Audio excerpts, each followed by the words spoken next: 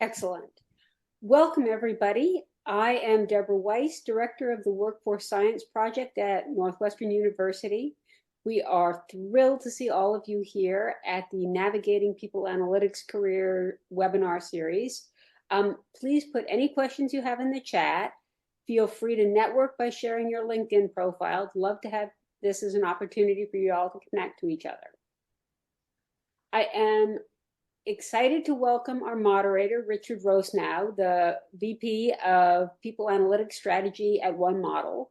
He has for a long time been providing this wonderful service to the people analytics community with a listing of people analytics jobs. I'm guessing a lot of you are familiar with it by now, but I put it in the chat and I'll repost it periodically. These webinars are sort of a continuation of the goal of that, which is to make people analytics careers more accessible to people. And the webinars are an opportunity for a deeper dive into how organizations shape the roles and responsibilities, in addition to discussing some open roles. We are thrilled to have Michael Walsh here as our guest today, and I will turn it over to Richard and let him get it started. Thanks, Richard. Thank you so much, Deborah, and thank you everybody for joining. I see a lot of familiar faces. We've got some return guests here. It's been a lot of fun with this series to get to know people, get to know their organizations, and just see a little bit behind the wall, especially when the people analytics, that's such an open and sharing community. These have been a tremendous series for people to learn about what's going on across the space. So like Deborah, I am delighted to have Michael Walsh on the call today. Michael, thank you for joining us. Michael is the Senior Director, Workforce Analytics and Planning over at Eaton, but that title just barely scratches your career, Michael. So I'm really excited to hear about what you're up to and get to know you throughout the call here today. Yeah, thanks. Thanks for having me. And thank you everybody for tuning in today. Hopefully you'll pick up some things, and I look forward to the conversation. Awesome. Well, Michael, I kind of hinted at it a little bit, but I am fascinated with your background. You've had a couple different careers. You've bounced through some different ways of work, some different organizations, different types of organizations. And I can see just from hearing from you and meeting you and talking to you a little bit how that plays into your role today. But if you could just walk us through a little bit of your background from military service to consulting to people analytics, academia is in there too. It's really a jack of all trades kind of background, but I'm sure there's some through lines too. And it'd be great to hear a little bit more about you. Yeah, expert in none for sure. No, I thank you for the question. I think it's fun to be on this particular webinar because I was prepping for this, and you sent me the link to all of the historical ones, and just going through the people who have been on this, it's truly humbling to be part of this. So thank you for having me. Some of the names on there, and for all of you listening or watching now, go back and listen. There's some nuggets on there that are priceless. Really, really great speakers. So from my perspective, I was in the military for a while. I was an F-16 mechanic in the Air Force, which taught me what I didn't want to do for the rest of my life, be on the flight line in the elements. It's important though. All those kinds of things, but it was absolutely my privilege to serve, and wouldn't have changed it for the world. So I graduated with a master's degree, undergrad in psychology, master's degree in HR, went on to then do my PhD. So I have a PhD in IO psychology. From a career perspective, as I mentioned before, the Air Force was kind of the first little bit there. Went into consulting after graduate school, worked at Mercer for a while, started in Chicago, actually. So lived in Chicago in the city, doing all sorts of kind of HR strategy, function design, org design, that type of work out of school.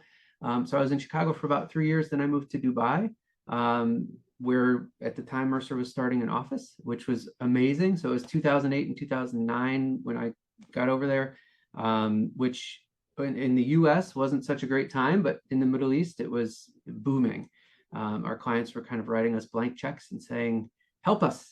And so we were saying, we would love to. Thank you for the blank check and the billable hour. But it was truly fun because it was all about experimentation. And that was really, you talk about those through lines and what's kind of gotten me through. That's one of them, is the ability to experiment and try new things. And that is really, truly one of my passions. And I tell my team all the time now in my current role, our only limitation is our own imagination. And we are so lucky at Eaton, and I'll get into this a little bit later, but to have the support from the organization to where we truly can experiment, try new things, and things like that. So that's really what drew me to the Dubai opportunity. So we grew exponentially while I was there. I got to work all around the Middle East and into Eastern Europe. Spent a bunch of time in Istanbul, which was just an amazing place. And then came back to the States. So came back to New York City for personal reasons. So my now wife and I were dating. We actually started dating when I was in the Middle East. Met in grad school, did our own separate things. Came back together while I was there. So I said to Mercer, either you'll move me back or somebody else will. So that was that. Love brought me back to the US. So then still with consulting, that's really where I started my love of people analytics, because I really got into people analytics a little bit in Dubai. But then when I came back to New York, really started to focus there more, and realizing the power of making those kind of hidden associations at times that people, and I think so many times in people analytics, we try and find that golden nugget that we can deliver to our stakeholders, or in that case, clients, or those kinds of things. But sometimes, helping them understand things that they intuitively know. Like if you get a good stakeholder who knows their business, who knows their operations well, chances are you're going to bring them stuff that they kind of have a clue about, but it really helps to see that in the data. And so connecting the dots and bringing in disparate data sets and all that kind of stuff, really, really powerful. And that's where my love of statistics and all these kinds of things. So then I left consulting and started the people analytics function at Bloomberg. And quite frankly, I think the CEO there read a Harvard Business Review article on people analytics and said, we need one of those. And so I went and joined there, started and led the function there. And then my wife and I decided to move to Michigan. That's where she's from originally. And so we moved to Michigan. I got a job at the time it was Fiat Chrysler Automobiles, now Stellantis, but doing broad talent management. So I led talent management for their corporate functions and their manufacturing group, doing all things from leadership development to training to performance management, succession planning, kind of all the things that you would think of in a broad kind of talent management role, which made me a better people analytics practitioner. And so was in that role for a while.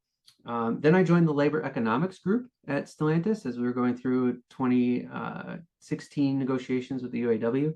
And the cool thing there was to help them understand what we could do with data as it relates to bargaining and negotiations, and finding some of those hidden levers that you go to the table and everybody bargains with emotion.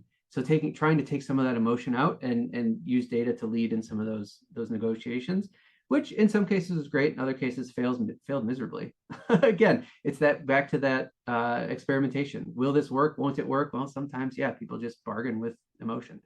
And so after that, they knew that I had people analytics in my background, so wanted to start a function. So I started and led the function there. Which was good because, getting the function started, really forming a team around it, those kinds of things was a great experience there. And then I came to Eaton for the first time, again, in a more broad talent management role. I led we call it talent management and organizational effectiveness, TMOE, for our, what's now the mobility group business. So it's about 17,000 people around the world. And so again, back attached to a business doing broad talent management work. Then I left Eaton for a year, went to Pepsi to lead the organizational effectiveness function, and now I'm back at Eaton leading workforce analytics. And it was really the people and the culture and the company that brought me back, and the opportunity to get back into analytics. It's truly, truly, truly my passion. I could talk about it all day long. I love talking about it. I think that passion, the underlying power in data and analytics that we have, that we sit on this just treasure trove of stuff. And if we can connect it in the right ways, and as long as we know what we're talking about in the data, if it's clean and, all those kinds of things, which it never is, by the way, then it can be very, very powerful. And so I teach on the side as well. So at the University of Illinois in their online master's degree program, I teach an HR analytics class. I've written a book about it. So it really, truly is my passion. My wife always tells me that I'm way more nerdier now than when she met me, which is 100% true. But she secretly loves it. So yeah, so that's kind of the nuts and bolts of my story. Well, Michael, I can say we all love it too. You're in the right spot here for people that are nerdy and passionate about this space. There you go. I love everything you said there. There's what was really ringing in my head is I talk to a lot of people that are new to the space or trying to break into people analytics. And you tend to get the question like, well, where should I start? How do I get into the field? Yeah. And I'd like to pose that to you, but also before I do, I want to take your career map and put it in a one pager for them to say there are so many ways to get involved. And because you tend to hear about academic practice, consumer side, that kind of talent business or consulting, and to be able to touch on each of those and kind of bring those back in, it's been the hallmark of some of the best people analytics leaders I've seen is that they've touched a toe into each or some of those areas. Mm-hmm. It's very rarely a pure play. I joined as an analyst and I became a head of people analytics 10 years later. Yeah. It's really this kind of career hedge or whatever it might be. Yeah. But if you have any advice for people that are just trying to get into the field, both for folk who are on the call, but also a lot of us get that kind of question of being in the roles in people analytics. Do you have any advice for people like that? Yeah, I think it is. I love the term career hedge. I think that's great. And it truly is a career lattice, as you climb up and around and all these things. I think it's really making it real to where you are in whatever role you have. So the role that I have now, I was approached about this role when I was in talent management. So because they knew that I led with data, I thought about data, I understood the connections and how we can use it to tell the stories that we need to tell and make the decisions that we need to make. So even if you are in a role as an HR generalist in a plant somewhere, you can use analytics and you can allow people around you to see that you lead with that skill, which can always lead to different and better things and all that. And I think leading with that inquisitive mindset, I would say, because look, I can teach you the technical stuff. I can teach you how to code in SQL or R or whatever. I can teach you the advanced Excel stuff. I can teach you how to interpret a regression model or whatever it is. But what I can't teach you is that drive to really go and do and seek out what I would consider projects. So seeking out those hidden connections, questioning why something's happening and continuing to push and push and push. That's the stuff that I look for in a candidate and people that we hire. The notion of continuing to ask the reason why and why and why. And quite frankly, I'm trying to teach that to my kids right now too. I love that. I love that. We could stay on this topic for a very long time, but I know we got a bunch of other questions. But for everyone in the call, make sure if you put questions in the chat or in the Q&A, I'll collect those for the end. Around the 45-minute mark, we'll turn off the recording and then go kind of any questions you want. We'll prioritize those as they come in. And thank you. We got one question in there already, but I'll keep pushing with some of the kind of core ones I have, and we'll get to those at the 45. Richard, but Michael, Richard, if I could just interject at that yeah, time, please. when we go dark, let's all turn off the note-taking software so that we don't forget to ask people to do that. It's a very modern thing. So all robots will be kicked out at the 45-minute mark, in addition to turning off our recording. And I look forward to saying that more often because that's a very fun phrase. Thank you, Deborah. And so, Michael, could you tell us a little bit about Eaton? It'd be great to hear about what was it about Eaton that called you there, and it called you there enough that you came back too. So it'd be great to kind of hear what stands out in the field and like what brought you there at the end of the day and the beginning of the day. Yeah. So Eaton is the biggest company that nobody's ever heard of. And so we are about a $21 billion company. Our motto tagline is "We make what matters work." And so we do everything. It's a very diversified manufacturing company. We make component parts that go into things. So we span across several different industries. So for example, we make the transmission that was in the Amazon truck that delivered the phone case that showed up at your doorstep today. We help to cool down all of the data centers that are running all of the things that we're using right now to make this call happen. We make airplane component parts, not doors. I want to be very clear. We do not make airplane doors, not doors, but other component parts. So when the airplane lands safely, for example, and the hydraulics that make the wheels come down and you land safely, that's likely an Eden part. We make fuel tanks for those kinds of things. We have military applications as well. We work with the airplane manufacturers to do some of those things too. So very, very diversified company. And what drew me back, I mentioned it earlier, really truly the opportunity to lead a world-class people analytics function in a company where we don't have to fight for airtime. And it's phenomenal. So I've never experienced this anywhere else. And for me personally, from a career perspective, it was an opportunity to come into a people analytics function that was already established. So in my previous people analytics roles, I was starting the function from nothing. So I had the ability to go out and hire who I wanted to hire and do the, set the strategy, that kind of thing. And while I still have the opportunity to do that, it was coming into a function that had already been well established within the organization, had a great reputation. I mean, I stand on the giants that came before me. So, the likes of May Kim was in this role, Wendy Hirsch was in this role. So these are, big names in this space, names that people know. And so now I just can't screw it up. And I'm trying every single day not to mess it up. But it really was an opportunity to say, okay, we've got this amazing established function. Can I take it to the next level? And it was a really awesome challenge. Plus, I get to work with Wendy, and she's amazing. So that was a big draw to come back. Oh, big shout out to Wendy, truly. Yeah. And it's interesting, the coming into a company where people analytics was established. It's funny, the last one we did with Instacart was a very similar situation too. They were looking for a PA leader to come in and kind of take over an established function.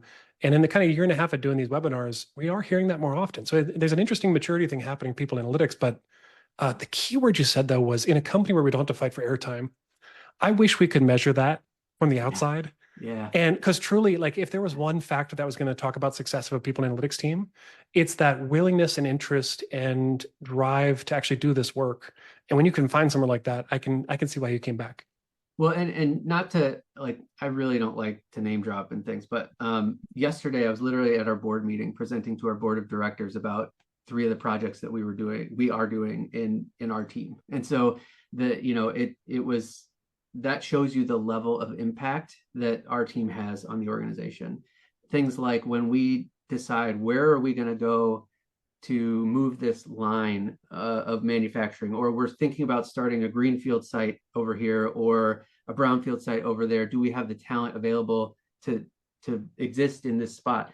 They come to our team to ask those business questions. It's no longer, how do we measure XYZ process within HR? It's how do we make business decisions that are going to move Eaton's needle in this space or that space? Or, some of these decisions that are being made are potentially stock price moving decisions that my team is being called in to help out with. So it's a great place. And our CHRO, Ernest Marshall, he is 100% behind the team and all the work that we're doing. And honestly, it's a dream. It's wonderful. That is great to hear. Yeah. And as you're talking about the team, could you give us a little bit of an overview of the team? Like how's it structured? What roles were there? How are you looking to expand to? It'd just be good to hear a general sense for kind of how your team's set up. Yeah, so we've got 13 of us across the world.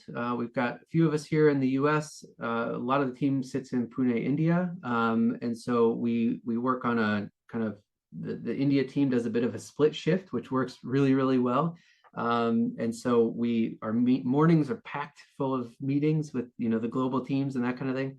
And, but in terms of the skills that we have on our teams, we've got everything from former consultants to people who've sat in the business to true data scientists, data engineers, kind of spans the gamut of what you would consider, a full kind of well-rounded people analytics function.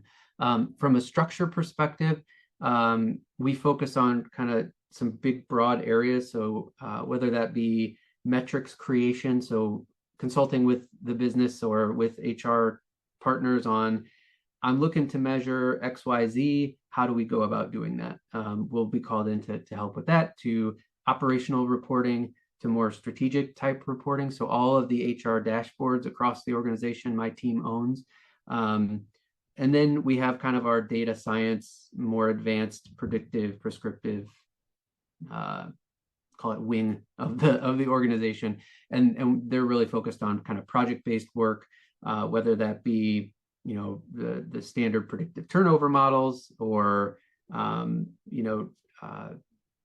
the workforce planning projects that we'll do, those kinds of things sit within that kind of group. So we've kind of divided into those two buckets, so kind of the reporting and then the advanced analytics, but then kind of cross-train across both of those groups as well.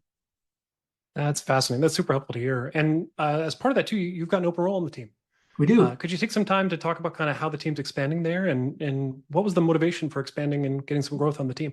Yeah, so again, it's that we have the demand from the business, and we tell everybody that we're not doing a project, we're not embarking on any kind of work unless we have the business pull to do so. And so that is really a core tenet of our team. It has been since long before since I sat in this role. And I just continue to have that same kind of mantra. And we are getting so much pull from the business that we have an open role. In the US, it's an analyst role, so a fairly junior role within the team, but we're looking for somebody to come in and, those qualities that I talked about earlier, asking the questions why, coming in with a desire to learn, grow, all those kinds of things. So we are looking for some SQL expertise within this particular role because we're right now creating a data mesh for all of our HR systems to go into and that kind of thing. So need somebody to help us be able to pull data out of there. But the other stuff we can teach, and we're happy to teach. That's the thing. One of the really cool things about Eaton is our continuous learning mindset. And I will say, since I started my last role at Eaton, that's really culturally changed. I think even in the, so you say, okay, well, yeah, everybody says that, like, yeah, we're a learning organization and we love to learn and all the, yeah, okay, great.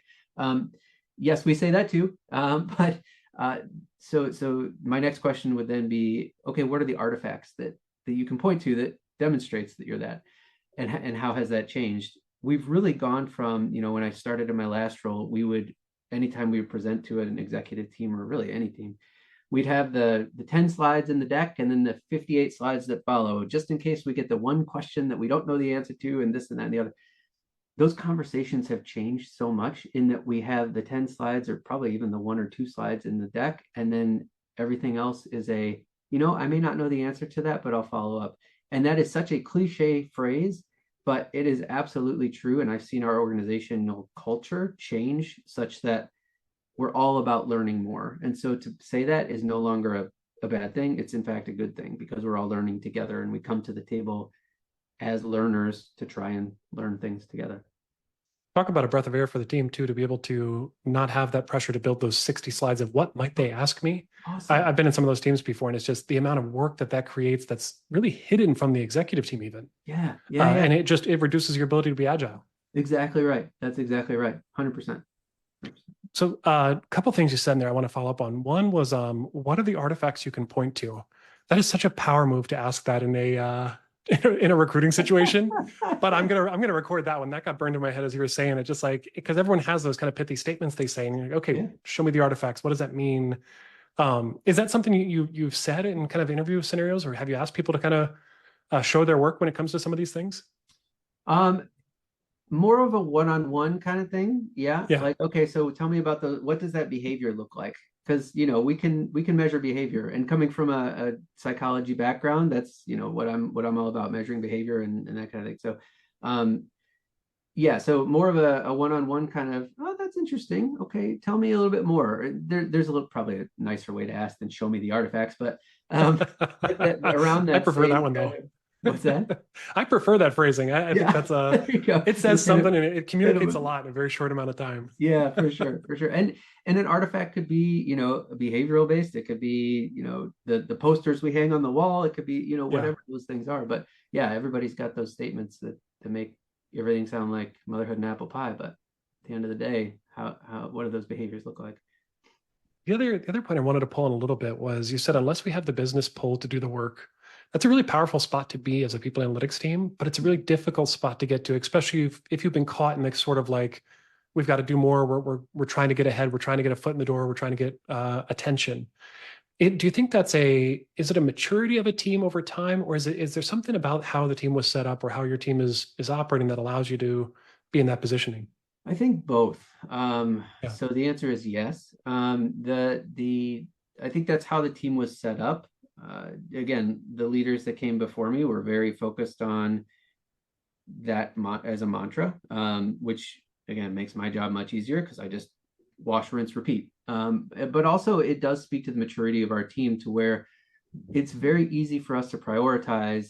Do we do this side project with our HR function to help them figure out the call it the effectiveness of a training class, or do we spend time helping a business unit figure out what are the skills that they need for the future and where can they find them? Those kinds of things. So the for me, that's a no-brainer. And so it makes things much easier to prioritize. And so focusing on those things just makes everybody's life easier. And I kind of bring that from, when I was in consulting, we made it very easy to differentiate between client-focused work and internal-focused work. So, we would always say the client comes first. So if you're booked on internal projects and you had a client project come up, the clients come first.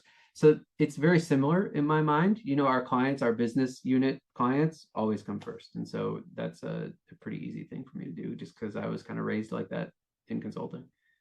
That's super helpful. And so as we're thinking about job seekers, and you can answer this kind of broadly as well as for people looking for roles at Eaton. Within people analytics, it feels like things have kind of shifted over the past kind of decade where you and I've kind of been in the space where I think 10 years ago it was like you must code, you must be extremely technical. To today, there's a lot more opportunities for a lot more people to provide or ask those questions. Could you talk about that change and maybe what's happening in the space that's motivating that, as well as if you are looking for very technical skills, are there some you look for? I think you mentioned SQL. So Yeah. it'd be great to hear a little bit more about that. Yeah. So what's changing? I think, quite frankly, I think our HR as a function has started to become more mature when it comes to asking those questions and being able to answer those questions. So if you have a smart group of people analytics practitioners within an organization, as I have seen the function, it's becoming less about reporting and more about the conversation that those data can help facilitate. And I think that's all about whether those be technological changes or access to data, democratization of the data, those kinds of things. I think we've really kind of taken some strides there, and we have miles to go before we sleep. 100%. I mean, at any organization, you've got pockets of people who do this really, really well. You got pockets of people who don't do it well at all, and you've got everybody in between. And I think that's really where one of the roles of a good people analytics function is to step into that space between the two and help bridge that gap and bring a rising tide raises all ships, bringing everybody up to that level. In terms of the skills that I look for, and we're not going to ask people to code because, quite frankly, if you have the desire and the ability to learn, I can teach you how to code. And quite frankly, so can ChatGPT. And so, those things to me are less important than your desire to learn the business and understand what is important to our business at Eaton and what research questions would be important to answer. Yes, do I need somebody who's technically minded and has a logical flow within the way that they think? Yeah, 100%. But more importantly than that, even, is the ability and desire to learn and the ability and desire to embed yourself into the business and lead with that kind of business mindset of what makes Eaton tick, how do we make money, and how do we answer the questions that are important to that process of making money. That's super helpful. So one of the other questions that really comes up a lot is around gaining buy-in.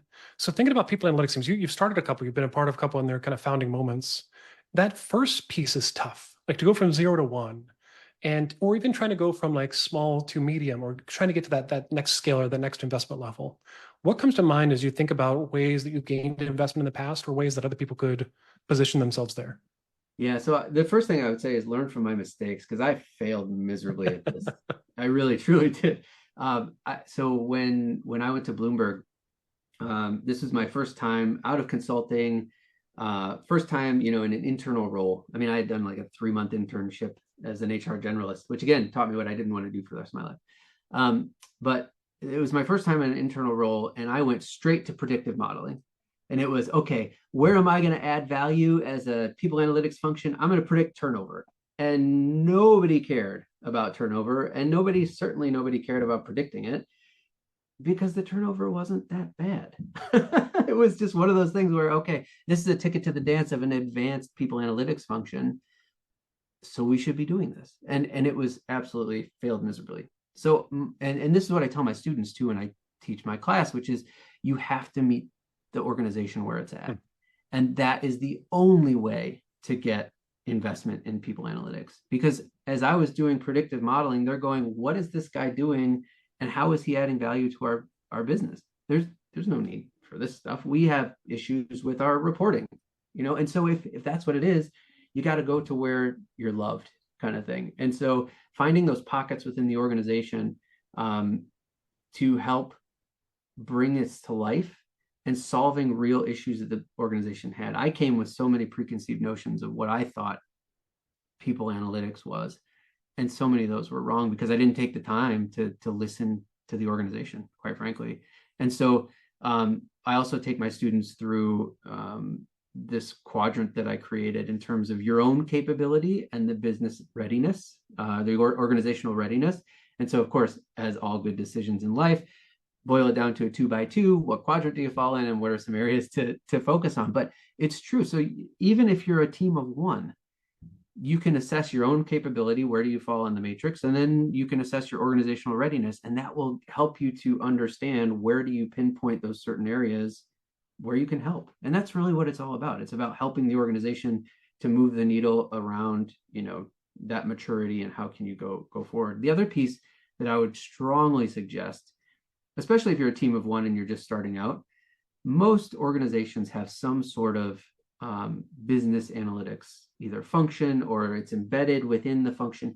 If you, as a people analytics practitioner, can either find that community of people who are doing analytics in the business, even if you have no experience doing analytics within HR or within the business, find those people who do and learn from them. Have them be your mentors, because chances are they're tapped into things like, how do we make money as an organization? Where are the pain points? All those kinds of things that I've talked about before. Make friends with those people. They also probably have things like, I mean, this is dating myself, but SPSS licenses, or those kinds of things that you can use, and technically those the technical skills that you can use, or Power BI Pro licenses, those things that they're willing to share and help out with. So that can be very, very helpful too. Michael, that's super helpful. I think a lot of people in the chat and in the kind of conversation here felt it when you said your own capability and business readiness.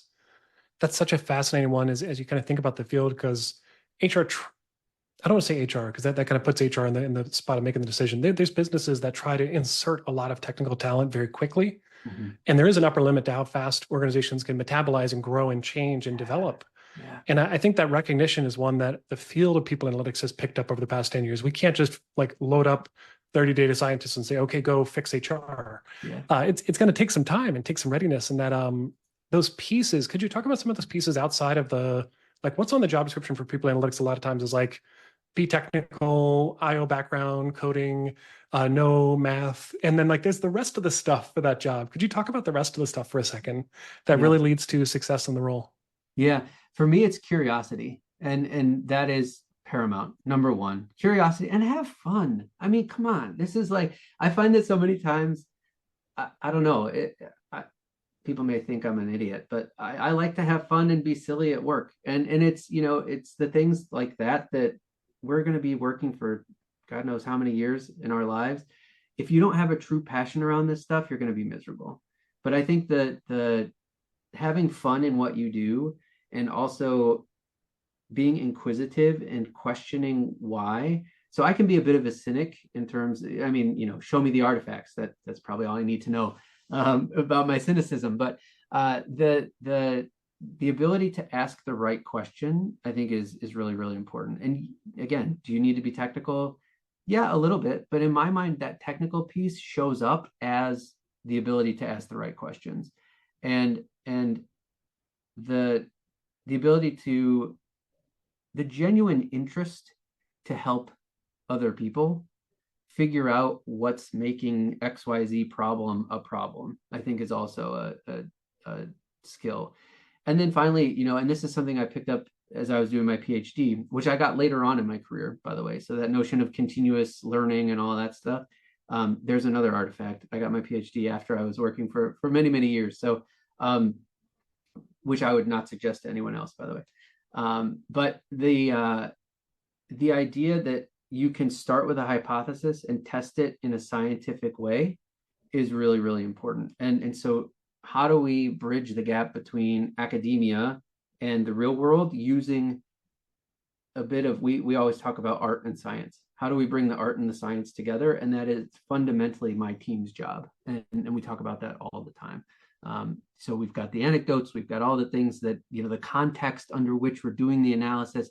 We bring that science. When we can marry those two things together, it is, we're knocking the lights out, and it's really, really powerful stuff. I love that. It's people analytics. It's not just analytics. There's a lot there to that. There you go. So as we're looking to the future, maybe this will be the last question for the kind of formal part of the presentation. So if people have questions, put them in the chat, put them in the Q&A. I've documented all the ones that are out there right now. We got a ton of really good questions for you, Michael, as we kind of go off the recording. But let's talk about the future of the field. As we look it's tough to look pretty far in advance right now. I think with the rate of change, what's happening. Yeah. But let's even say like a year out, what would success look like in the field? What do you think's shifting? What would you like to see a year from now? And if you want to go further, please feel free. But let's go with a year, just to keep it close. Yeah, I mean, these days, I think 6 months is a good guideline. But I think I mentioned it earlier, kind of that. So I'll speak from kind of where I see Eaton a year from now and our function and people analytics, and then maybe talk more broadly about things that I'm hearing and seeing and that kind of thing. I think from Eaton's perspective, it's really going to be incumbent on my team to help our HR in the field, our HR function, have those conversations about the data. So we are very good now in our field with reporting and with, pulling data down, putting it into a pivot, telling the story through Excel sheets and PowerPoints. Where we have to go in the future is, and I see this rapidly happening, is sitting down, having the conversation, exploring the data, being comfortable with the unknown and saying, let's explore this together and we'll learn together. And again, it goes back to that continuous learning mindset. It goes back to the ability to interrogate data effectively and knowledgeably and understand what questions to ask, what we can't answer in the data. I don't think we talk about that enough either, which is, yes, we come up, and this is why it's so important to create hypotheses in the beginning, which is, what questions are we trying to answer here? Because there are some questions that we simply can't answer. If the data doesn't exist, we can't make it up.